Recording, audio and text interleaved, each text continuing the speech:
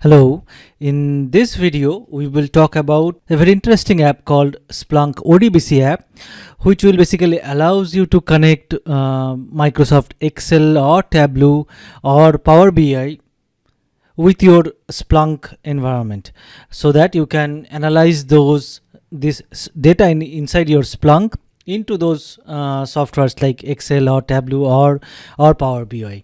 So it's a Splunk based app. Now this particular video will be available as part of this particular playlist called Building Splunk Apps.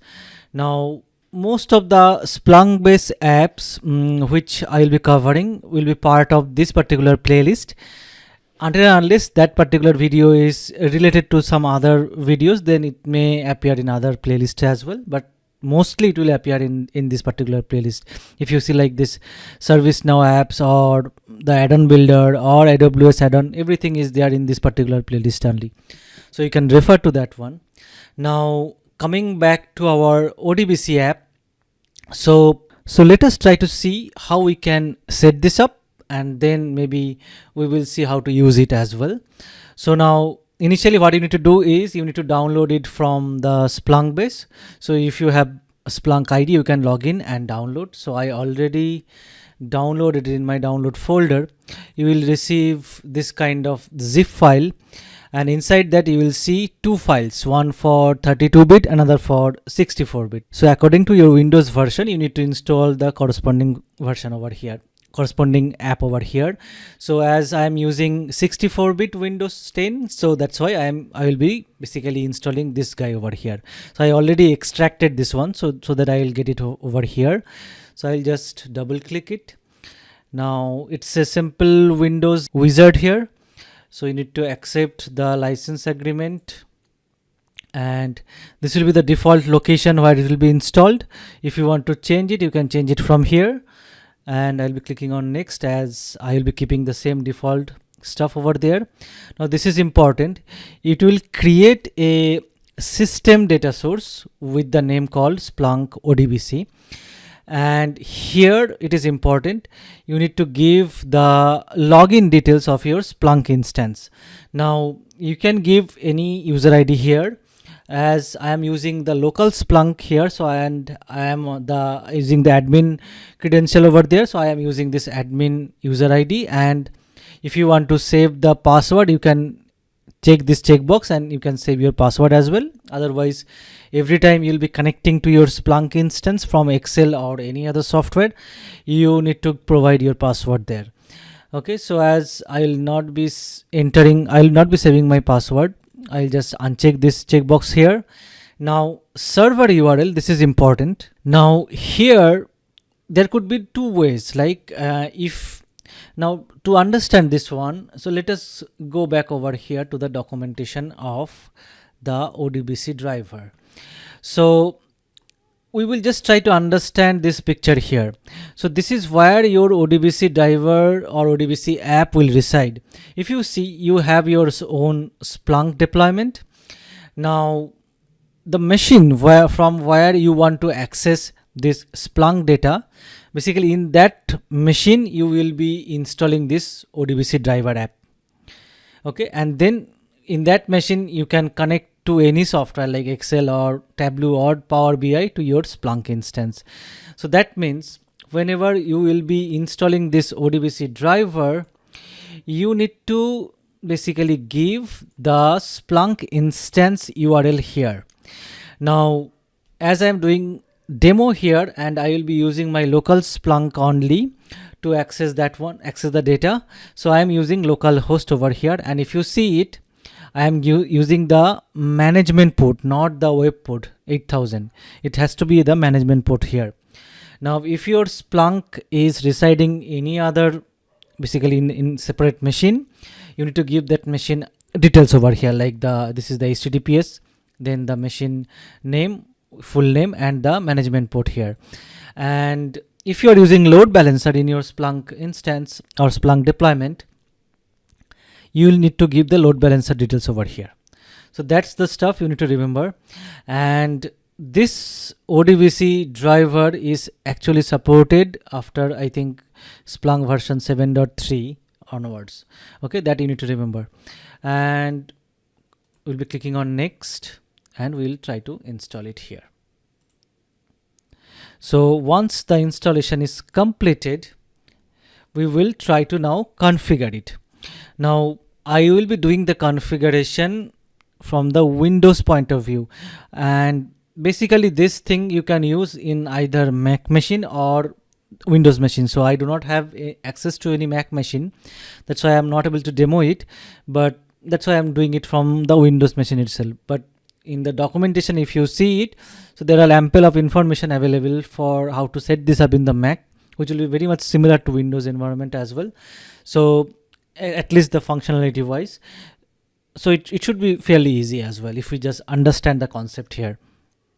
Now before we move on, there are certain kind of requirement you need to fulfill to use this ODBC driver. Is for if you are using Microsoft Windows, you need to have this Visual C++ redistributable for the Windows Studio, Visual Studio 15, 17 or 19 installed there. If you have not installed there, you need to install these things there, otherwise it may not work properly. Similarly for Mac OS X, and also there are certain kind of requirement, and if you want to use the Excel or Tableau, their corresponding version details also you can get it from this table. Probably I will be sharing this particular link in my video description, so have a look there. Okay, it's very easy stuff.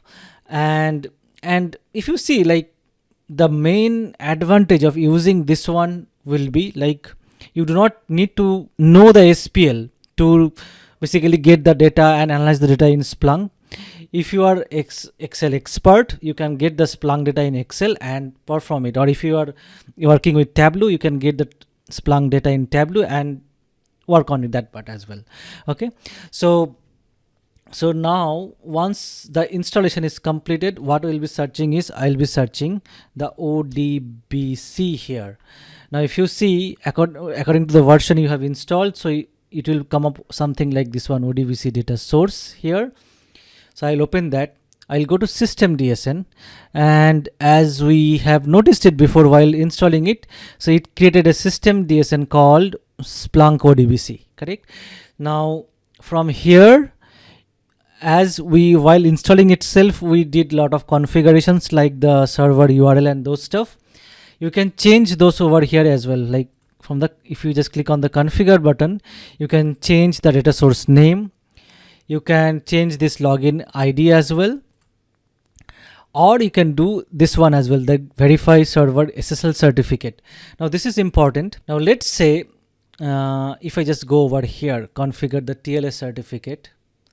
So let's say if your Splunk, whatever Splunk instance you have, and from the computer where you are basically running this ODBC driver is across the firewall, then what you can do is, to make the secure connection, you can configure a certificate, server side certificate in Splunk.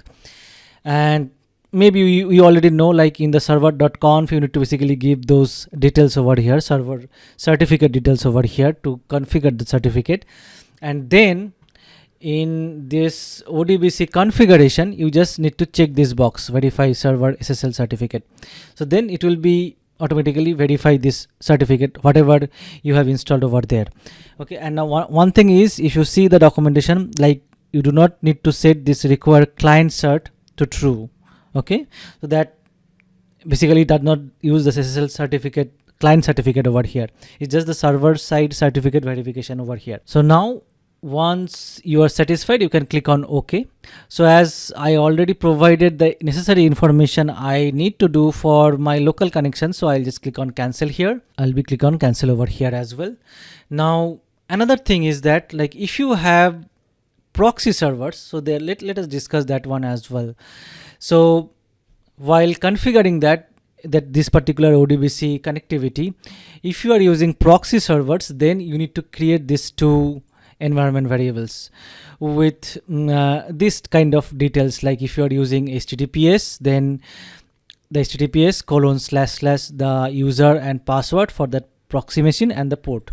Or if you are using HTTP proxy, then you need to correspondingly do the similar kind of format over here and save it. So and then this particular ODBC driver app will automatically take care of this connectivity over there.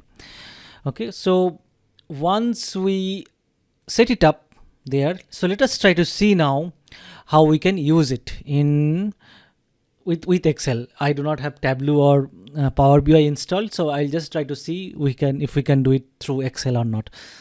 Okay, so if you are on the Mac machine and you need to follow instruction on how to install and configure ODBC for Mac, so these are the links you need to follow over here, like install this ODBC driver for Mac and ODBC configure this for Mac.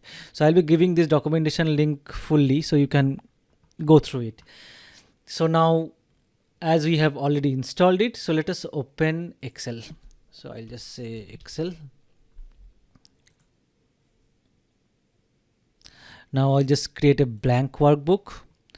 Now from here, I'll just go to data, get data from other sources.